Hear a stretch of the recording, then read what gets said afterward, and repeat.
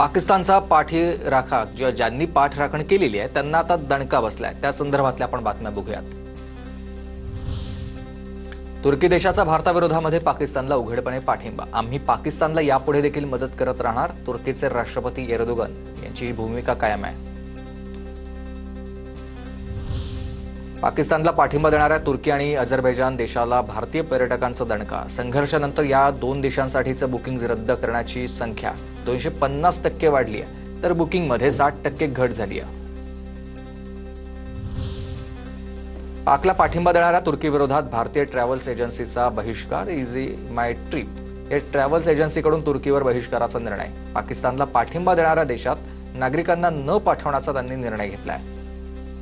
और इसके लिए हमने एक ट्रैवल एडवाइजरी निकाली थी कि इन कंट्रीज में ट्रैवल नहीं करना चाहिए। We were the first ones जिसने ये ट्रैवल एडवाइजरी निकाली थी।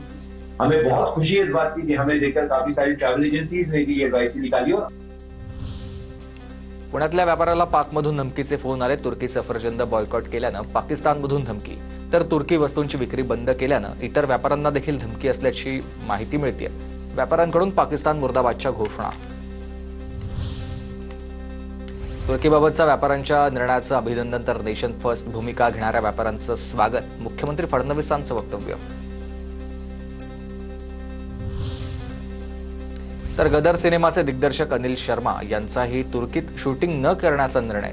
जो भारताचा मित्र नाही तो आपला नाहीये। माझ्यासाठी भारत प्रथम असल्याचं म्हणत अनिल शर्मांनी आता तुर्कीमध्ये शूटिंग न करण्याचा निर्णय घेतलाय। अब हालात ऐसे हो गए हैं कि अब एज ए डायरेक्टर कितना भी मन हो, लेकिन आप भारत में रहते हैं तो भारत के मित्र के साथ आप मित्र हैं, और भारत का जो मित्र नहीं है उसके साथ मित्र नहीं है। इसलिए फिलहाल तो मैं नहीं सोच। ऑल इंडिया सिने वर्कर्स असोसिएशनचा तुर्कीवर बहिष्कार। तुर्कीत सिनेमाचं चित्रीकरण न करण्याचा निर्णय। तुर्की निर्माते, निर्मिती संस्था, कलाकार आणि इतरांना काळ्या यादीत टाकण्याचं आवाहन। जेएनयू पाठोपाठ आता जामिया मिलिया इस्लामिया विद्यापीठाकडून देखील तुर्कीबाबत एक महत्त्वाचा निर्णय। तुर्की सरकारसोबत केलेल्या शैक्षणिक संस्थांसोबतच्या सामंजस्य कराराला जामिया मिलिया याकडून स्थगिती देण्यात आली आहे। डोनाल्ड ट्रम्प आणि सिरियाचे अंतरिम अध्यक्ष अहमद अल शारांचं हस्तांदोलन। अमेरिकेनं दहशतवादी घोषित केलेल्या व्यक्ती सिरियाच्या प्रमुखपदी आहेत आणि अमेरिकेच्या दहशतवादाबाबतच्या भूमिकेबाबत आता प्रश्न निर्माण झाले आहेत।